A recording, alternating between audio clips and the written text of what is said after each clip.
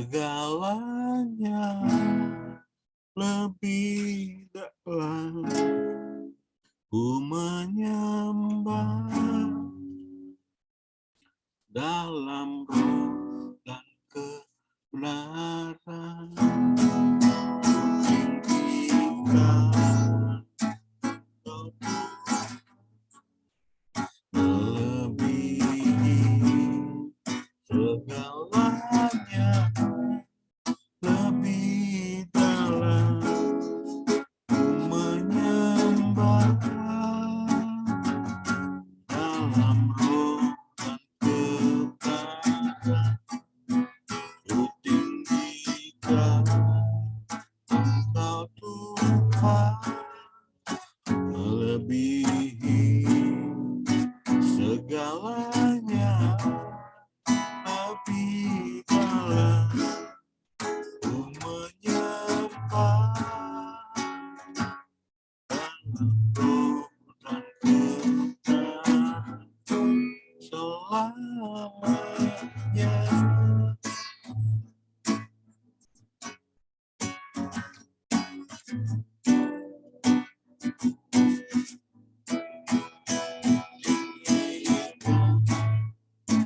Engkau Tuhan, melebihi segalanya, lebih dalam.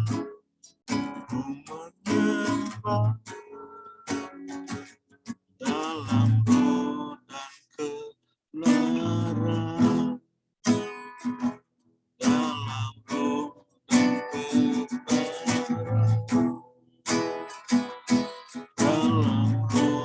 dan kebenaran selamanya.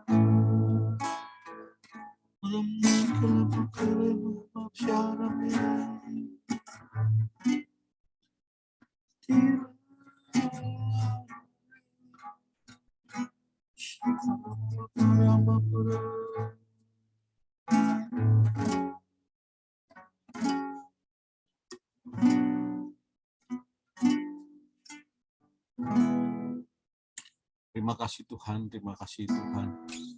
Benar Tuhan, hanya Engkau yang layak dipuji dan sembah Tuhan. Terima kasih Yesus, sebentar kami juga akan mulai kuliah kami Tuhan. Berkati urapi Paroike Tuhan, yang mengajar kami Tuhan. Berikan hikmat-Mu lebih dan lebih lagi Tuhan. Pakai beliau Tuhan, dalam pekerjaannya, dalam pelayanan yang semakin luar biasa Tuhan. Berkati kami juga Tuhan, sebagai mahasiswa, biarlah kami juga dapat mengikuti dengan baik dan dapat menerima dan mengambil sesuatu yang penting daripada mata kuliah saat ini Tuhan. Terima kasih Bapa. Dalam nama Tuhan kami Yesus Kristus kami sudah berdoa dalam ucapan syukur. Amin. Amin. Terima kasih buat doanya. Baik, semua mahasiswa, tentu bagi kita masuk dalam pertemuan kedua. Maaf saya tidak pakai kamera ya. Video maksudnya. Suara saja karena ya itu ada problem nih, goyang-goyang nanti sakit mata lihatnya, kurang enak. Oke, dalam pertemuan kita kali ini saya akan memulai dengan sebuah penjelasan mengenai pastoral gereja, kemudian kita akan lihat teologi pastoral itu, beberapa dasar biar kita mendapatkan pengertian. Lalu karena pastoral dikaitkan dengan pelayanan gereja, maka kita akan lihat gereja pada masa-masa awal. Karena teologi ini akan mengantar kita untuk mempraktekkan pelayanan-pelayanan pastoral. Ke depan saya akan membahas banyak sekali jenis yang sudah juga kalian praktekkan dalam pelayanan, seperti pelayanan sekolah minggu, ya dasar-dasarnya, contoh-contohnya, dan tentu ujung-ujungnya mahasiswa dapat mempraktekkan itu, karena pastoral pertama berbicara tentang pengertian gereja dan pelayanan, cakupan, skopnya. Secara khusus pastoral kedua akan langsung menyasar kepada pelayanan-pelayanan pastoral itu sendiri. Jadi mulai dari anak sekolah minggu, orang dewasa, kemudian pelayanan termasuk media, ya, pelayanan anak jalanan, jompo, panti jompo, karena itu masuk untuk sebagai tugas gereja untuk melayani. Nah, makanya saya akan menyampaikan di awal tentang beberapa istilah atau beberapa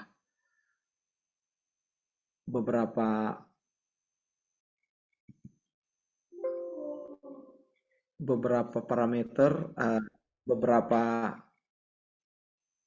hal mengenai gereja itu sendiri dan istilah-istilah tentang teologi pastoral. Oke, sebentar saya sudah masuk.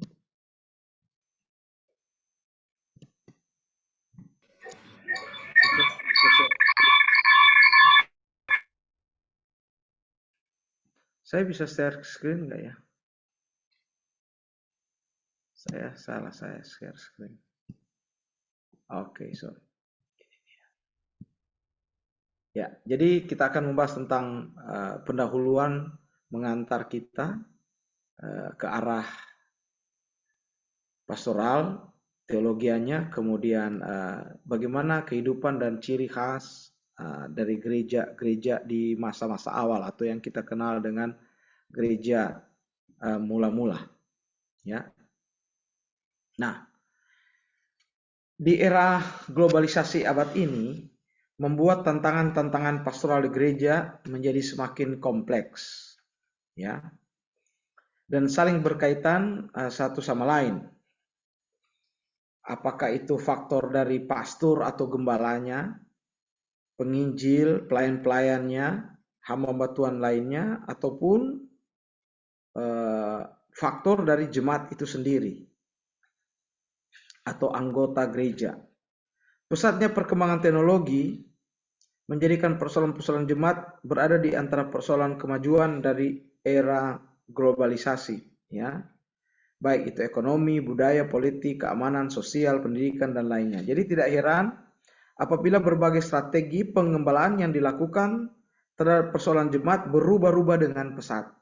Ya, dulu kita lihat nanti gereja mula-mula sesederhana itu, ya, tetapi sekarang perkembangannya terus lebih kompleks lagi, lebih besar lagi. Gereja perlu menangani masyarakat yang lebih luas lagi, bahkan mungkin juga akan ada kompromi-kompromi, ya, karena seperti kita akan lihat inti dari gereja itu seperti apa. Tetapi untuk sekarang ini membuat orang-orang bisa dijangkau oleh Injil, kita perlu dengan cara-cara yang lebih modern dan kreatif. Bahkan ada pelayanan-pelayanan gereja melakukan hanya untuk sekedar datang makan-makan dulu, gitu ya. Tapi kan itu hanya bagian dari satu building the bridge, ya. Tetapi yang penting pastoral kita akan menyentuh sampai kepada apa tugas gereja itu, dan itu yang mesti dilakukan. Barulah dikatakan bahwa pelayanan pastoral itu bisa berjalan. Beberapa indikasi dikatakan bahwa gereja tidak bisa dipisahkan dari berbagai macam tantangan hidup. Ini yang sudah saya sampaikan di PowerPoint. Ada yang namanya tantangan dari dalam, ya. Bagaimana gereja menghadapi budaya yang berbeda di lingkungan mereka. Ya, belum gereja harus menjawab, katanya kita berdoa, menyanyi, ya, menyampaikan firman, Yesus segera datang, bertobat, Yesus segera datang, bertobat. Kapan datangnya? Gitu ya, kita mesti menjelaskan, dan ini terus berlangsung. Sudah berapa ribu tahun?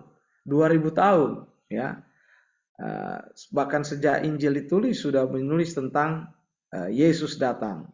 Yesus segera datang. Tapi 2000 tahun kita masih mengatakan demikian. Di samping itu tentunya apa yang harus dilakukan oleh orang-orang percaya dalam menanti di saat menanti kedatangan Yesus yang kedua. Belum lagi tantangan dari luar, ya, banyak aliran gereja yang muncul sehingga jemaat berpindah-pindah menjadi tidak komitmen. Kira-kira begitu ya. Jadi sehingga masalah komitmen jadi problem. Bahkan ada istilah gereja sebuah restoran, ya, di mana di satu sisi ada masakan yang cocok dengan selera jemaat, maka disitulah jemaat beribadah. Bahkan sesekali perlu mencoba makan makanan baru di restoran-restoran ibadah yang lain. Ya, jadi jemaat memuaskan dirinya dengan menikmati berbagai masakan di restoran-restoran yang tidak henti-hentinya menawarkan menu-menu baru dalam ibadah. Jadi ada indikasi bahwa jemaat beribadah itu hanya seperti jajan saja, ya, di mana berakibat tidak mampu membuat komitmen, ya, itu yang saya katakan dalam satu gereja. Dan kalau dia bermasalah dalam komitmen, dia akan bermasalah dalam pertumbuhan jemaatnya, pertumbuhan rohaninya maksud saya. Jadi kan ini jadi satu tantangan bagi gereja. Di satu sisi gereja perlu terus berkembang, tetapi ada sisi yang lain juga membuat jemaat-jemaat tidak komit dan akhirnya maksudnya salah mengerti tentang pertumbuhan gereja itu. Ya, apalagi gereja berdiri dan mengatakan Tuhan memanggil saya untuk melayani, memberi. Jadi setiap datang dia kasih makan, dari rumah dia jemputin gitu ya. Nah, kadang-kadang tidak dimuridkan dengan benar apa itu artinya pertumbuhan. Jadi dengan pelayanan seperti itu jemaat berpindah. Datang lagi gereja yang lebih bagus lagi, ya, melayani dengan mungkin dengan modern, ya, tempat yang baik, yang enak, jemaat beberapa pindah lagi. Jadi tentu saja para gembala sidang di setiap gereja berusaha bekerja untuk mempertahankan jemaatnya, maksudnya melayani, ya. Nah, bahkan banyak strategi-strategi yang dilakukan untuk membuat itu jemaat berkomitmen.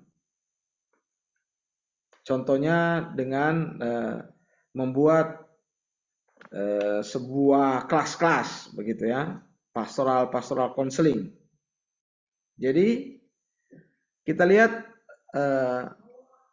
ada juga yang melakukannya dengan berbagai macam cara.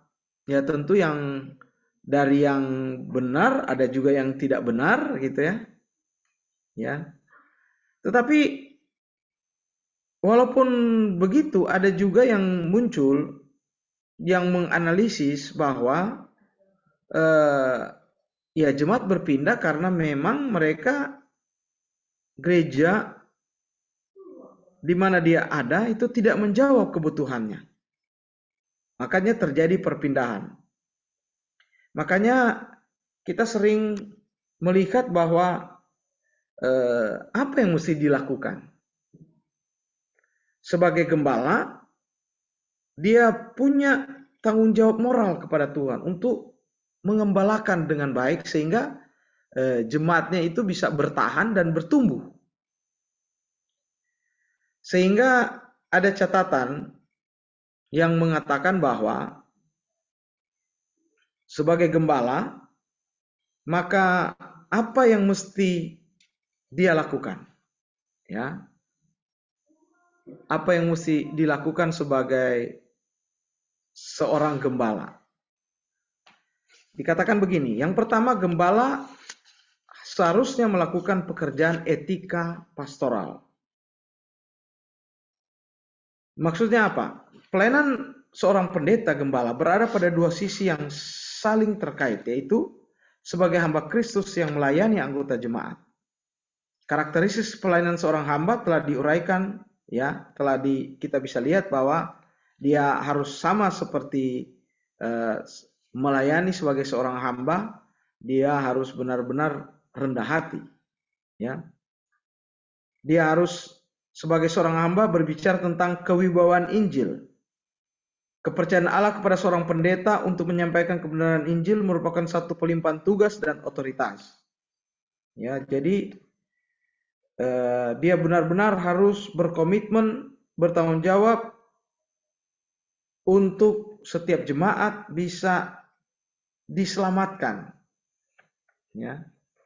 Jadi gembala melakukan pekerjaan etika pastoral sebagai hamba, ya, tetapi dia juga sebagai seorang yang berbicara tentang kewibawaan Injil. Jadi dia harus juga tegas yang menyatakan tentang keselamatan jiwa-jiwa. Ya, gembala juga menerapkan etika kepemimpinan pastoral berkaitan dengan sistem penataan dan penerapan kepemimpinan dalam sebuah gereja lokal.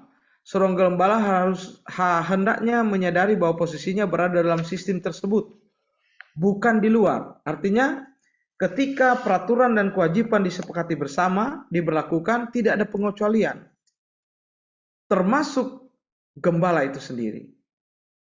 Jadi, seorang gembala dalam memimpin jemaat, dia juga tidak luput untuk melakukan apa yang dia katakan atau dia ajarkan. Ya, sebagai pemimpin seharusnya dialah lebih dulu yang menjadi contoh. Dan ini tidak boleh tidak. Ya, walaupun di tengah-tengah persaingan, di tengah-tengah katakanlah satu fenomena pertumbuhan gereja, tetapi kita melihat peranan seorang gembala untuk hidup dalam etika kepemimpinannya. Yang ketiga, gembala menerapkan etika khotbah dan pengajaran bagi jemaat. Ya, dalam menyampaikan khotbah dengan bentuk dan jenis khotbah apapun, dia juga harus melakukan penelitian, ya, akurat.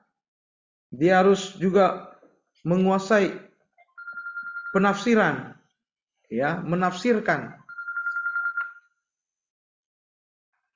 Sorry, saya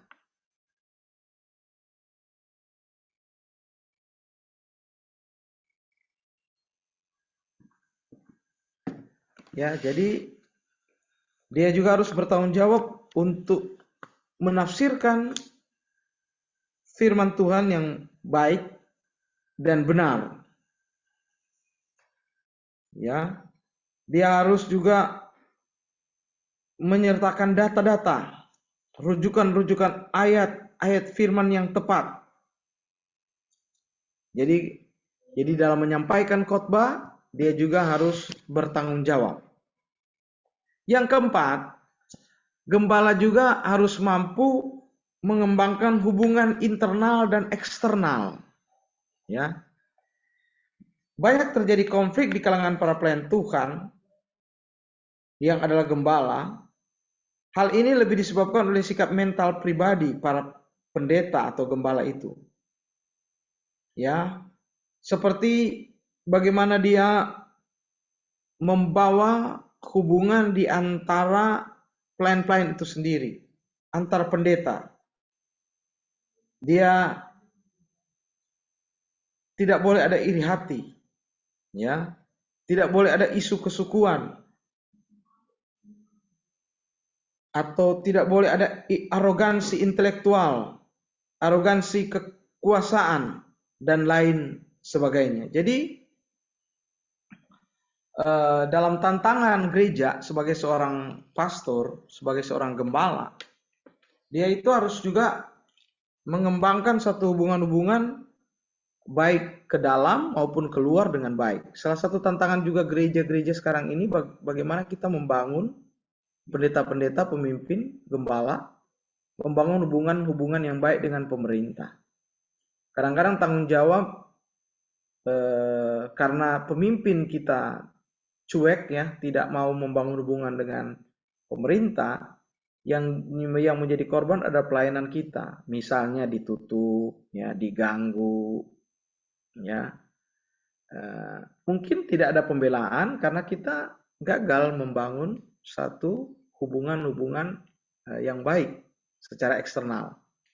Secara internal, ya, seperti dalam satu organisasi, gembala tidak boleh ada iri hati, ya, ketika misalnya ada teman kita gembala yang lain lebih berhasil, dia menjangkau apa ya, anak muda lebih bagus gitu ya, mungkin karena tipikalnya itu, dan kita menjadi iri hati dan kita membuat program-program hanya untuk menyaingi, sementara mungkin bukan ditujukan bagi kita, sehingga gagallah ya pelayanan pastoral itu.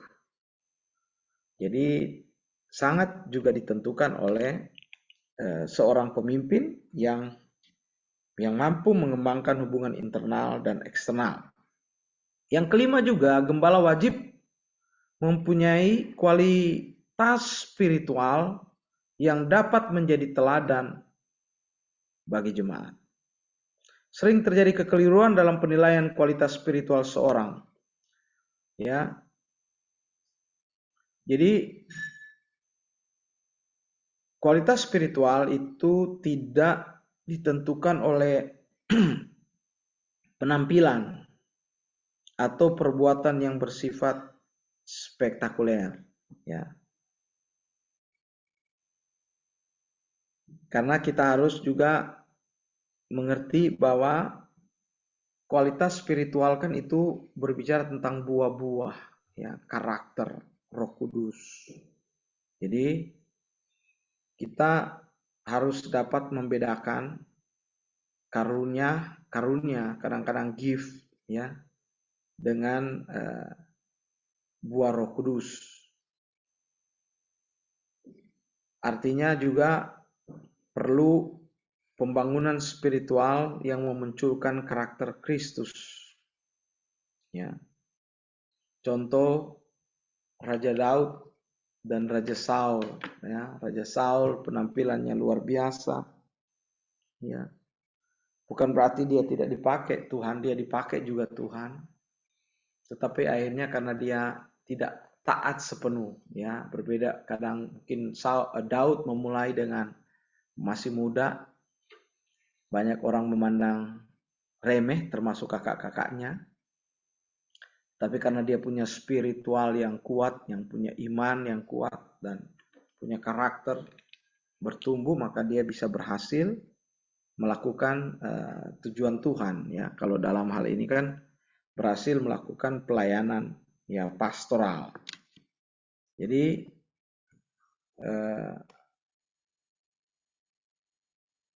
gembala wajib mempunyai kualitas spiritual yang bisa menjadi teladan kepada jemaatnya. Oke, jadi itulah awal dari hal-hal mengenai gereja dan tantangannya. Ya. Nah, saya sampaikan sedikit tentang teologi pastoral. Ya, kata pastoral berasal dari Yunani, poimen, atau adalah pastor, artinya gembala. Ya, dalam kehidupan gerejawi, gembala disamakan dengan pendeta.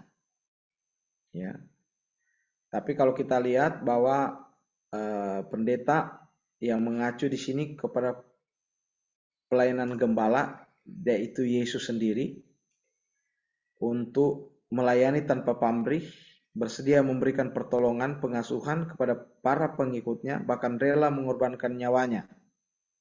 Jadi istilah pastor mempunyai arti sebagai kata sifat. Gembala fungsinya apapun yang dilakukan adalah tindakan pengembalaan sesuai dengan namanya. Nah, dengan demikian pastoral menekankan pada pelayanan yang berkata-kata tentang teori dan praktek sebagai berikut. Yang pertama, berkata-kata tentang Allah dan tentang pemeliharaannya atas manusia.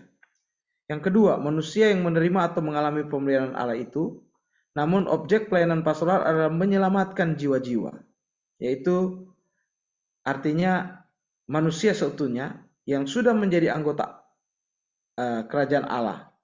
Jadi di sini terjadi proses pemeliharaan jiwa. Sikap pastoral harus mewarnai semua sendi pelayanan setiap orang sebagai orang-orang yang sudah dirawat dan diasuh oleh Allah sendiri. Pastoral dapat dipercayakan kepada pendeta untuk mengembalakan domba-domba Allah, ya ini sesama manusia yang percaya. Karena pastor adalah sebuah panggilan menjadi seorang pemimpin, di mana ia bukan saja dipanggil oleh keinginannya sendiri, tetapi juga terpanggil menjadi pemimpin dalam kehidupan sosial. Berkaitan dengan hal tersebut, E.P. Gintings mengatakan bahwa pengembalaan adalah pelayanan pembinaan secara umum yang mencakup kehadiran, mendengarkan, kehangatan, dan dukungan praktis oleh gembala sebagai pendamping. Jadi pelayanan pembinaan tersebut dijalankan oleh pastor yang disebut pengembalaan. Ya, jadi saya mengingatkan saja tentang masalah pengembalaan itu sendiri. Nah, sekarang muncul teologi pastoral. Ya, teologi pastoral adalah sama dengan teologi pengembalaan. Teologi pastoral merupakan cabang teologi yang berfokus pada operasi yang diawali dengan pertanyaan-pertanyaan teologis dan diakhiri dengan jawaban-jawaban teologis. Dengan demikian, pastoral adalah ilmu teologi yang menguatkan posisinya sebagai teologi pastoral. Jadi, teologi pastoral adalah cabang ilmu teologis yang berfokus pada perspektif pengembalaan pada semua kegiatan dan fungsi gereja dan pendeta. Kemudian menarik kesimpulan secara teologis dari pengamatan yang dilakukan. Jadi, kita mulai mendapat gambaran bahwa teologi pastoral ini yaitu teologi pengembalaan itu sendiri, ya. Pengembalaan yang dilakukan oleh seorang gembala, ya, yang secara organisasi sering disematkan dengan gelar pendeta, ya, apakah dia pendeta muda, pendeta pembantu, ya, yang dilatih, yang dididik dan dipersiapkan dan melakukan pelayanan-pelayanan yang berkaitan dengan pengembalaan, ya, menurut Gintings adalah mencakup kehadiran, mendengarkan, kehangatan, dukungan praktis sebagai pendamping. Jadi hadir mendengarkan itu juga sebagai suatu pelayanan pastoral, ya. Tetapi intinya adalah mendukung, membina jemaat-jemaat yang ada. Nah, teologi pastoral itu perlu dibangun supaya akan menjawab, ya, apakah yang dilakukan oleh pengembalaan itu sesuai secara Alkitab, ya. Nah, dengan demikian di awal ini kita akan melihat secara teologia pelayanan-pelayanan pastoral itu sendiri itu berkaitan dengan gereja itu sendiri, ya. Jadi saya akan memberikan awal-awal di sini sesuai buku dari Haryanto GP ini, teologi pastoral. Dia menjelaskan yang pertama-tama tentang gereja, ya, bagaimana gereja dan gereja mula-mula, ya. Saya sedikit merefresh aja, ya, tentang gereja, ya. Kita sudah banyak mendapatkannya tentunya, ya. Gereja dalam bahasa Yunani dipakai kata eklesia, ya, yaitu perkumpulan orang-orang yang dipanggil dan dipilih oleh Tuhan.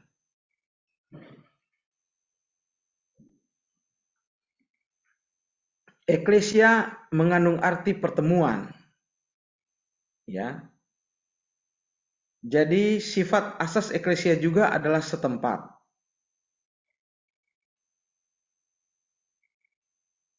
Kisah Para Rasul 9 ayat 31 menunjukkan gereja di seluruh Yudea, Galilea, dan Samaria. Tidak menunjukkan pengecualian. Ayat ini hanyalah menyimpulkan alinea menguraikan tentang jemaat Yerusalem yang ada yang terpencar pada waktu itu. Untuk mengartikan eklesia sebagai jemaat Yerusalem ketika terpencar sehingga meliputi daerah eklesia kuno berada di tanah Israel. Sekalipun banyaknya gereja seperti banyaknya kota, Perjanjian Baru mengacu pada satu eklesia. Ya, gereja itu bukanlah gabungan atau federasi sekian banyak gereja. Gereja dalam arti di sini mewujudkan realitas surgawi yang tidak tergolong bentuk dunia ini, tetapi termasuk kemuliaan Kristus di mana Dia sebagai Raja yang memerintah. Ya, coba kita melihat di Matius 18 ayat 20. Ada yang bisa baca Matius 18 ayat 20?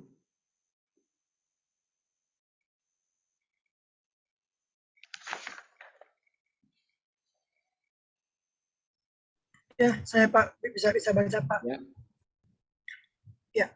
Matius 18 ayat 20, sebab di mana 2 atau 3 orang berkumpul dalam namaku, di situ aku ada di tengah-tengah mereka. Ya. Jadi ketika ada orang berkumpul, ya bisa dikatakan bahwa itulah satu pertemuan, itulah gereja. Allah hadir dan Allah mendapatkan menjadi otoritas yang tertinggi. Jadi gereja disebut juga jemaat Allah. Telah dibeli dengan darahnya sendiri. Ya, Kisah 20 ayat 28. Kita bisa bandingkan dengan 1 Korintus 1 ayat 2. 1 Petrus 5 ayat 2. Ya, beberapa ayat. Coba kita baca saja ayat di 1 Korintus 12 ayat 27. Ada yang bisa membaca?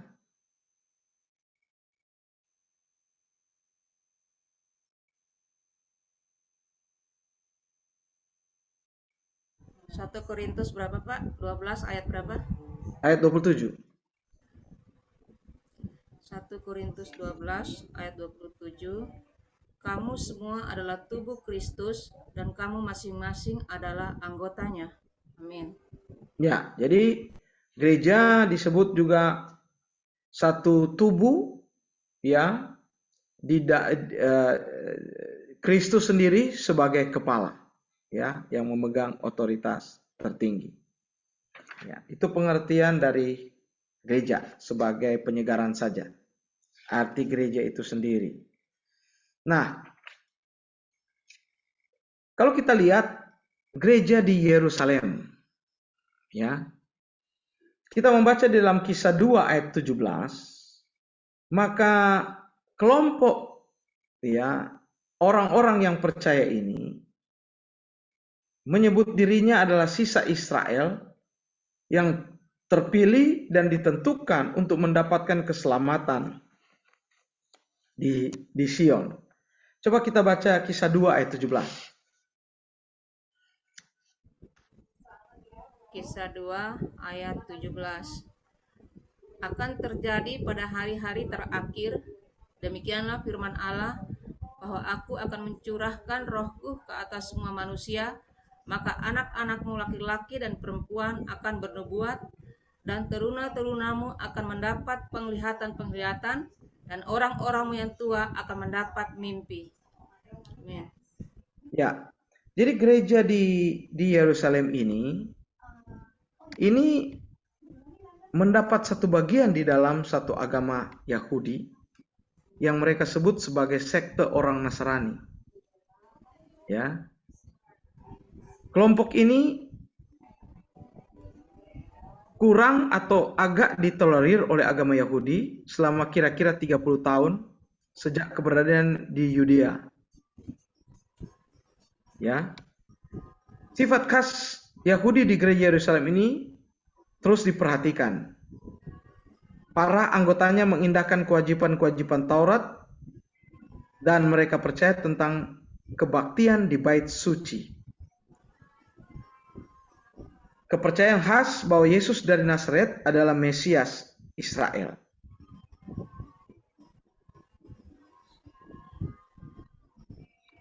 Praktek-praktek khas dari gereja mula-mula di Yerusalem ini, yaitu pembaptisan dalam nama Yesus, kehadiran mereka teratur pada kumpulan-kumpulan diadakan oleh para rasul untuk mengajar mereka, dan persekutuan atas dasar kekeluargaan.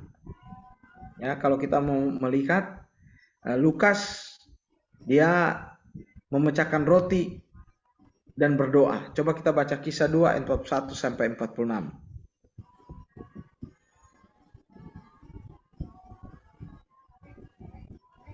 Kisah 2 ayat 41 ya Pak? Ya. Kisah 2 ayat 41. Ini gaya hidup jemaat ya. Cara hidup jemaat yang pertama, Ya. orang-orang yang menerima perkataannya itu memberi diri dibaptis, dan pada hari itu jumlah mereka bertambah kira-kira 3.000 jiwa. Ya. Sampai 46 bisa dibaca. Mereka bertekun dalam pengajaran rasul-rasul dan dalam persekutuan, dan mereka selalu berkumpul untuk memecahkan roti dan berdoa. Ayat 43, maka ketakutanlah mereka semua, sedang rasul-rasul itu mengadakan banyak mujizat dan tanda. Dan semua orang telah menjadi percaya, tetap bersatu, dan segala kepunyaan mereka adalah kepunyaan bersama. Dan selalu ada dari mereka yang menjual harta miliknya, lalu membagi-bagikannya kepada semua orang sesuai dengan keperluan masing-masing. Dengan bertekun dan dengan sehati mereka berkumpul tiap-tiap hari di bait Allah. Mereka mengucapkan roti di rumah masing-masing secara bergilir dan makan bersama-sama dengan gembira dan dengan tulus hati. Amin. Ya. Jadi perhatikan ya, mereka sudah mempraktekkan. Jadi walaupun bisa dikatakan ya, mereka ini adalah orang-orang Yahudi. Ya, ini baru gereja mula-mula. Tetapi dari sejak gereja mula-mula saja, kalau kita perhatikan, mereka itu sudah mempraktekkan yang namanya pelayanan-pelayanan yang menjadi pelayanan-pelayanan pastoral, ya, menjadi pelayanan-pelayanan tubuh Kristus yang bisa terus dikembangkan sampai hari ini. Jadi mereka situ ada yang namanya apa ya? Jadi ada beberapa yang dilakukan mereka itu menjadi pilar-pilar gereja masa kini, ya, menjadi juga pilar-pilar gereja. Kalau kita perhatikan, ada mereka itu yang namanya penyembahan, ya kan? Mereka tiap hari berkumpul untuk memecahkan roti, berdoa, menyembah. Jadi doa, pujian, dan penyembahan ada di situ, ya. Mereka juga sudah ada yang namanya persekutuan. Ayat 42. Mereka bertekun dalam pengajaran rasul-rasul dan dalam persekutuan. Mereka juga sudah melakukan pelayanan. Ya. Mereka melayani, saling memberi. Kepunyaan mereka, kepunyaan bersama, menjual harta miliknya, membagi-bagikan kepada semua orang. Jadi orang yang kuat melayani yang lemah, yang membutuhkan di orang-orang yang mampu melakukan pelayanan kepada yang membutuhkan. Jadi sudah tampak di situ ada pelayanan. Apa tadi? Persekutuan, pelayanan, pemuritan. Kalau kita lihat di sini, mereka bertekun dalam pengajaran rasul-rasul. Jadi di dalam pemberitaan Injil, pengajaran, ya, dimuridkan. Lalu mereka juga, kalau kita lihat di ayat terakhir, mereka disukai semua orang dan tiap-tiap hari Tuhan menambah jumlah mereka dengan orang yang diselamatkan. Ayat ini menunjukkan kepada kita kenapa Tuhan menambah jumlah mereka dengan orang yang diselamatkan. Jadi ada terjadi penginjilan dan ada terjadi pemenangan jiwa. Kuncinya di sini. Mereka disukai semua orang. Seperti apa disukai oleh semua orang? Ada yang bisa kasih masukan ke saya? Seperti apa orang yang disukai semua orang?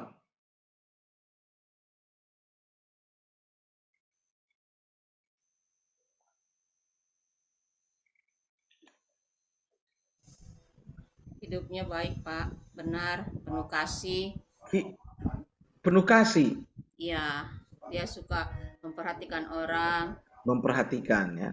Terus ibadahnya juga tekun. Jadi bisa menjadi dampak teladan gitu loh, Pak. Tapi kan bagi gereja mula-mula kan hidup mereka kan menjadi aneh bagi orang luar. Betul nggak? Iya sih, Pak. Makanya mereka mengalami aniaya juga. Tapi kenapa mereka disukai oleh semua orang? Karena ketekunan mereka itu kali, Pak.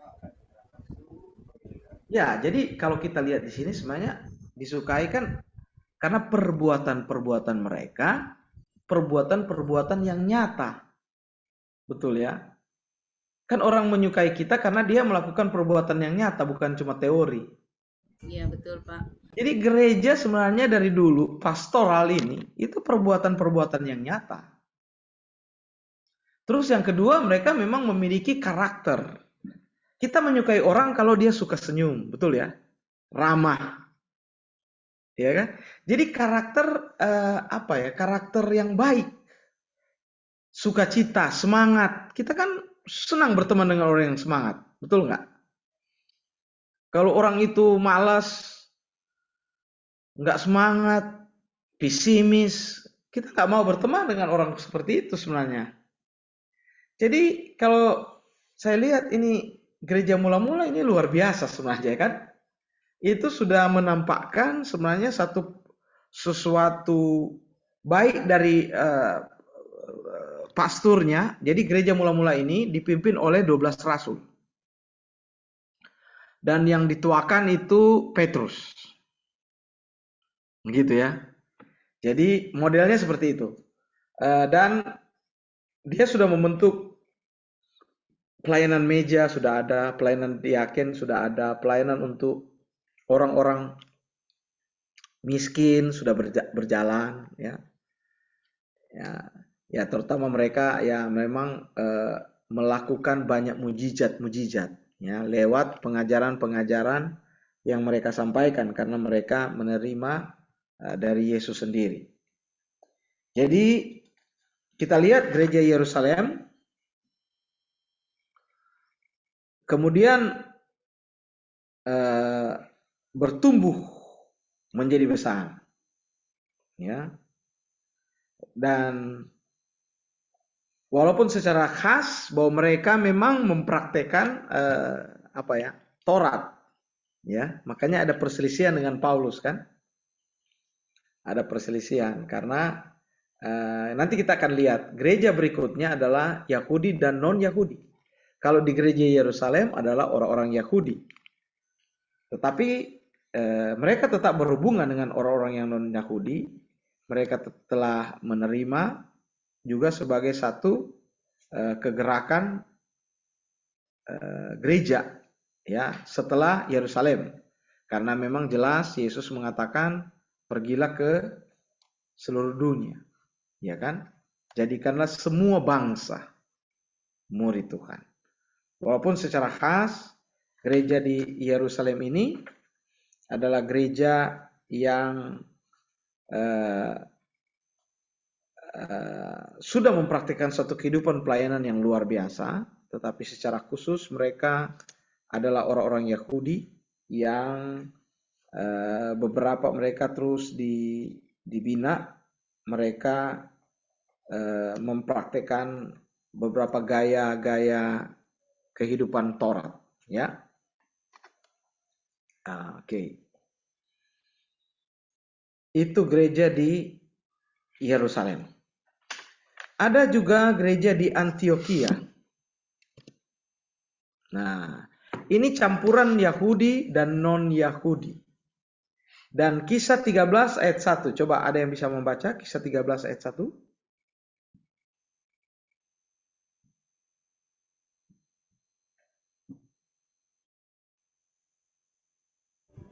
Kisah 13 ayat 1. Pada waktu itu dalam jemaat di Antioquia ada beberapa nabi dan mengajar, yaitu Barnabas dan Simeon yang disebut Niger, dan Lukius orang Kirene, dan Menahem yang diasuh bersama dengan raja wilayah Herodes dan Saulus. Oke. Gereja di Antioquia ini menjadi satu model, ya, gereja baru yang bertumbuh sampai di seluruh dunia, ya. Jadi di mana ada campuran antara orang Yahudi dan non Yahudi. Kalau kita lihat orang-orang di sini, ya, Saulus akhirnya juga memang dipakai Tuhan untuk memenangkan orang-orang yang non Yahudi. Ya, pertama-tama dia ditentang, tetapi akhirnya terus bertumbuh dan bisa menjadi satu model di gereja di seluruh dunia. Antioquia menjadi batu loncatan bagi pekabaran Injil di seluruh daerah sekitar Laut Tengah. Ya, tokoh utamanya ialah Barnabas, seorang Helenis yang mendapat kepercayaan penuh dari para pemimpin di Yerusalem dan mengutusnya mengadakan penelitian. Dialah orang pertama yang disebut sebagai pengajar-pengajar dan atau nabi-nabi. Ya, dari Barnabas inilah membawa Saulus, ya, orang Farisi itu dari Tarsus, bertobat dan menjadi juga pemimpin gereja setelah itu. Barnabas juga memimpin 2 perjalanan pekabaran ini ke negerinya sendiri, Siprus, dan bersama Paulus mengadakan pelayanan pertama di Asia Kecil. Ada hubungan penting antara Antioquia dan Yerusalem, ya. Nabi-nabi dari Yerusalem datang ke sana melayani di Antioquia. Kita lihat Kisah 11 ayat 27.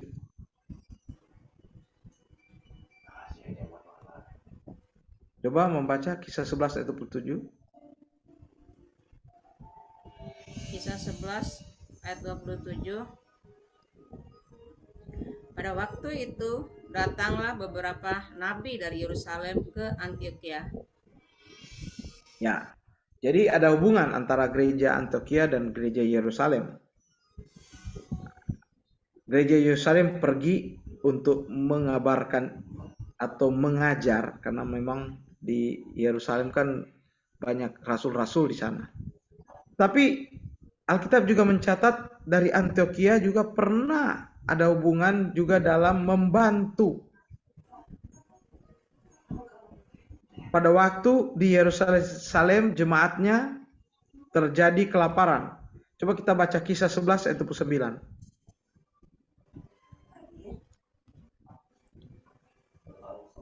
Lalu murid-murid memutuskan untuk mengumpulkan suatu sumbangan sesuai dengan kemampuan mereka masing-masing dan mengirimkannya kepada saudara-saudara yang diam di Yudea. Ya, jadi ada hubungan, ya, ada hubungan. Kalau kita lihat antara Antioquia maupun gereja Yerusalem terjadi satu hubungan, ya. Tidak diatur dalam satu model tertentu, tetapi tampak ada satu hubungan pelayanan di situ. Gereja Antioquia. Ada juga gereja-gereja hasil pemberitaan Paulus, ya. Gereja-gereja hasil pemberitaan Paulus, mereka Paulus dan Barnabas dikenal sebagai pemberita Injil angkatan pertama, ya. Murid-murid di gereja Yerusalem, ya, kita tahu ada 11, ada 12. Tidak memang banyak tidak banyak ditulislah kegiatan penginjilan mereka. Tapi yang paling banyak kan kita lihat Paulus dan Barnabas ini, ya. Paulus contohnya ditulis dalam Roma 15 ayat 19 mengatakan bahwa ia telah memberitakan Injil dari Yerusalem sampai ke Ilirikum. Coba baca Roma 15 ayat 19.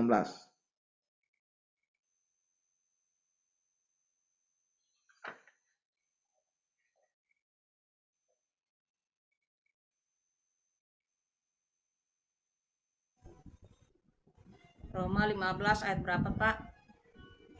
Ayat 19. Ayat 19. Oleh kuasa tanda-tanda dan mujizat-mujizat dan oleh kuasa roh, demikianlah dalam perjalanan keliling dari Yerusalem sampai ke Ilirikum, aku telah memberitakan sepenuhnya Injil Kristus. Ya. Nah, kalau saya singkat begini, dari banyaknya gereja-gereja yang telah dirintis oleh Paulus, dia pola penataannya adalah tidak ada gereja lebih tinggi dari gereja lain. Ya. Sekalipun gereja-gereja tersebut mengakui gereja Yerusalem sebagai sumber berkat-berkat rohani. Ya. Jadi mereka itu tidak diatur seperti sekarang ada satu pola organisasi seperti apa kita sebut organisasi kita aras-aras gereja begitu ya, punya cabang, otoritas ada di pusat. Mereka tidak ada otoritas mengaturnya, walaupun secara umum kalau kita lihat Roma 15 ayat 27 mereka mengakui Yerusalem itu pusat gereja mereka, gitu ya. Tetapi secara hierarki tidak ada pemimpin yang diatur seperti pola organisasi modern sekarang ini. Hanya pengakuan-pengakuan. Tetapi yang penting di sini kita lihat Paulus mendapatkan otoritas, ya, walaupun tidak misalnya disahkan atau diangkat sebagai dilantik sebagai seorang pemimpin khusus, tetapi mereka tetap menghormati Paulus sebagai pemimpin, ya. Jadi kita lihat mulai dari gereja Yerusalem, Antioquia, maupun gereja-gereja yang sudah dirintis oleh Paulus, mereka itu mempunyai satu ciri khas bahwa mereka menerima Yesus sebagai Tuhan dan mereka dibaptis. Ya, dibaptiskan. Kisah Rasul 12 ayat 17 mencatat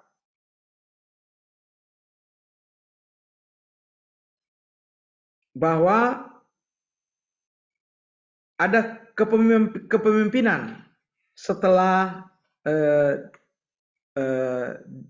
di beberapa gereja, bahkan di Yerusalem ada kepemimpinan yang dicatat di sini, ya. Coba kita lihat teks Galatia 2 ayat 9.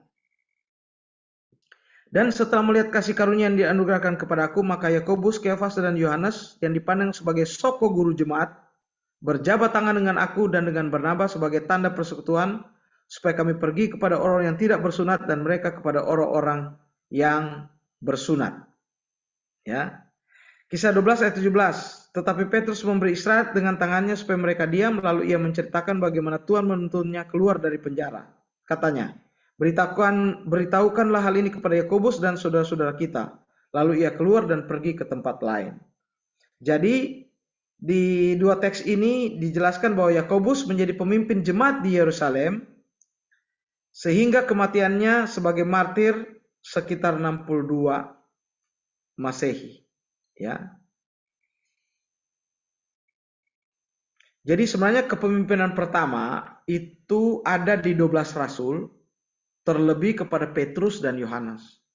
Namun mereka dengan segera membuka jalan kepada kepemimpinan yang baru, yaitu Yakobus, saudara Yesus ketuanya. Makanya kita bisa baca di Galatia dan di Kisah Rasul pasal 12, ya. Jadi ada kepemimpinan di Yerusalem, tetapi tidak diatur seperti dalam satu organisasi yang modern seperti saat ini. Gereja-gereja lain, kalau kita lihat dalam Perjanjian Baru juga mencatat ada beberapa gereja juga yang ada, seperti surat 1 Petrus menunjukkan bahwa ada juga gereja-gereja yang di luar kelompok-kelompok itu.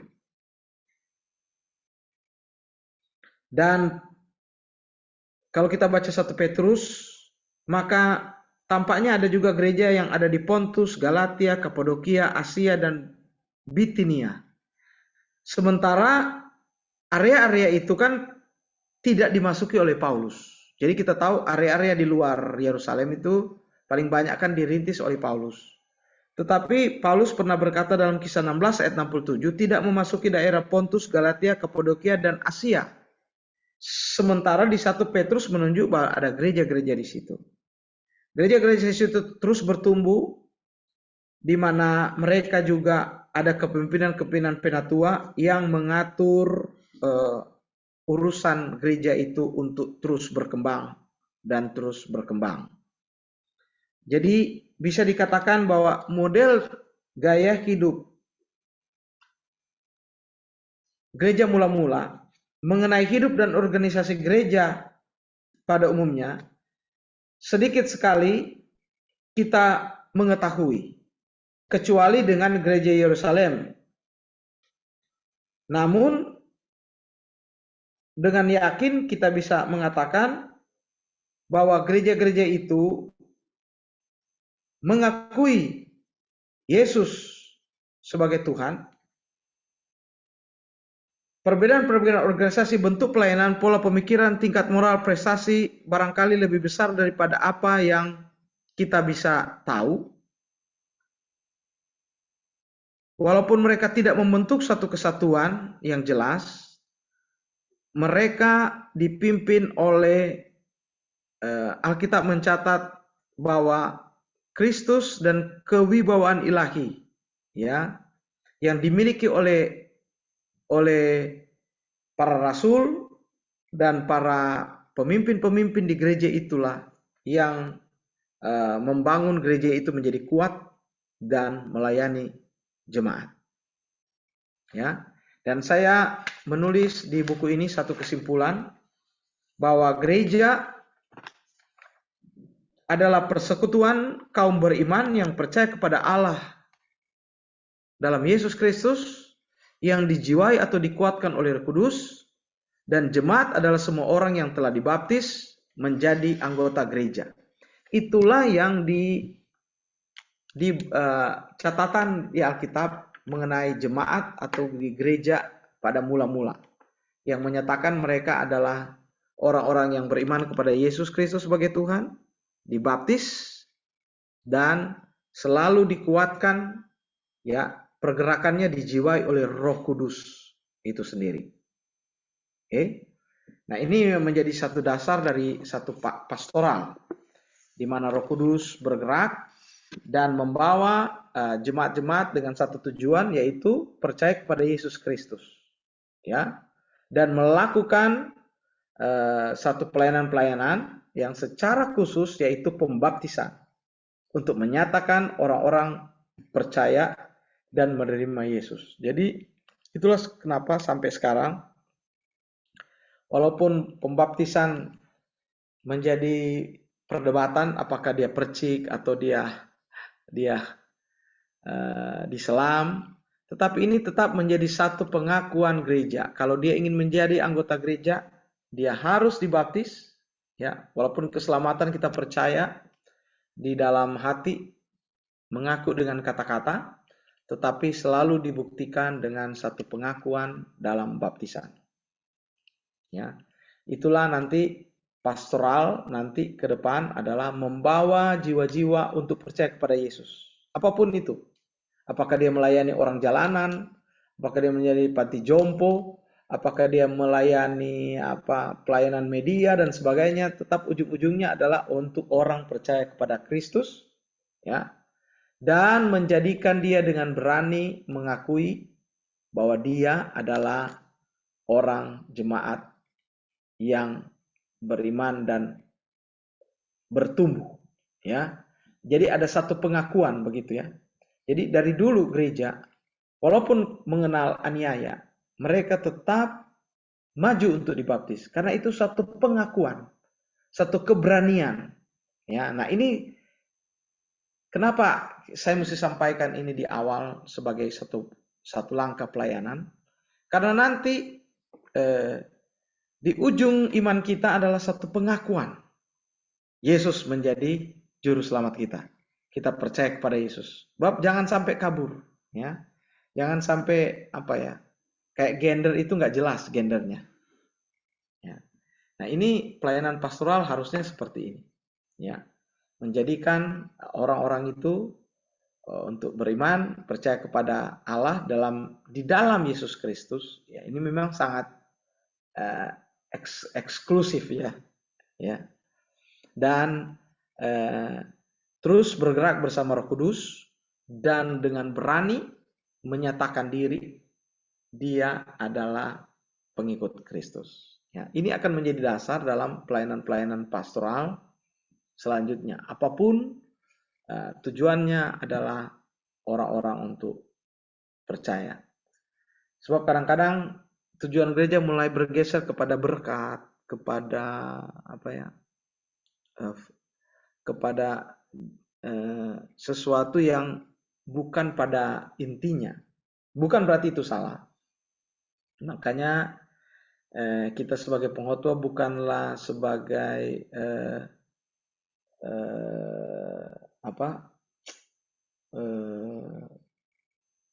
sebagai pendeta pastor, bukanlah orang-orang yang hanya sekedar memberi inspirasi, tetapi membawa orang-orang bertanggung jawab untuk dia percaya Yesus dan dia bertumbuh dalam imannya untuk tetap setia, walaupun apapun yang terjadi.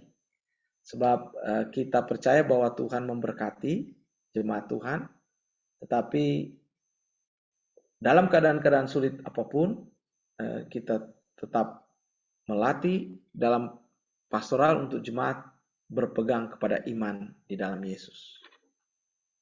Ya, oke. Saya rasa di bagian awal itu dulu. Nanti minggu depan kita akan maju ke hal yang lainnya.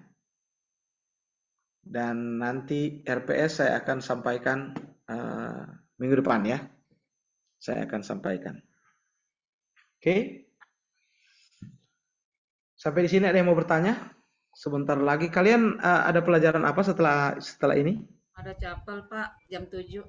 Oh, chapel jam 7 ya. Ada yang mau bertanya?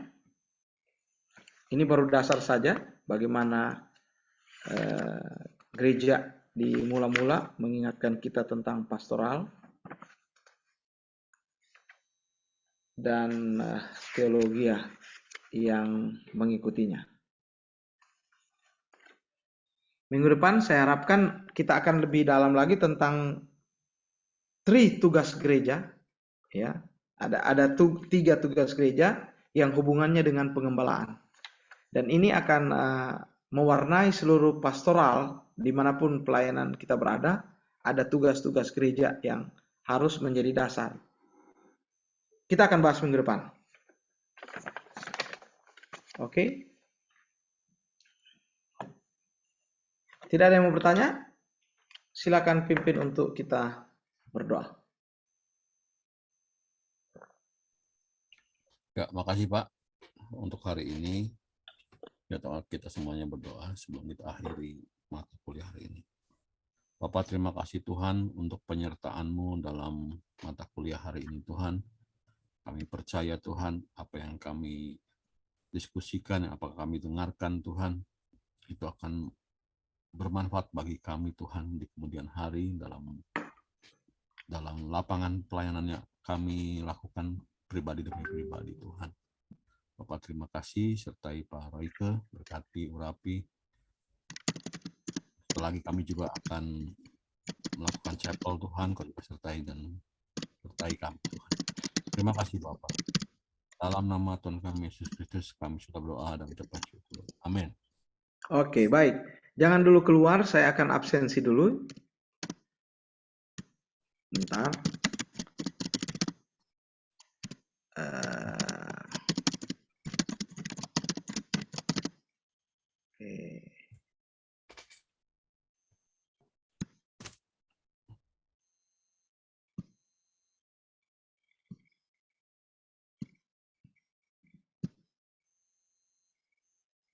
Bina Mardiante Laze,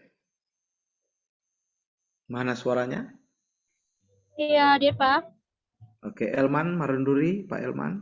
Ada Bapak. Budi Haryanto Sarjono. Hadir, Pak. Emilia Kartika. Pak. Baik. Gracia Carolina. Hadir, Pak. Hari Gunawan. Hadir, Pak. Hugh Willison. Oh. Hadir, Pak. Oke. Naomi Nani Suryani. Hadir, Pak. Oke. Samuel Hans Kristanto. Hadir, Pak. Peter Owen. Selalu hadir, Pak. Tommy Ferdinand Waruwu. Mana Tommy? Hadir, Pak. Oke. Yuda Ardianto. Pak, hadir, Pak. Yunita Manalu. Hadir, Pak. Astrid Natasha. Hadir, Pak. Iya, good. Semua hadir ya. Baik. Oke. Tuhan memberkati. Ya, Terima kasih, Pak. Terima kasih, Pak Royke. Tuhan memberkati, Pak. Teman, ayo datang. Terima kasih Pak Royke.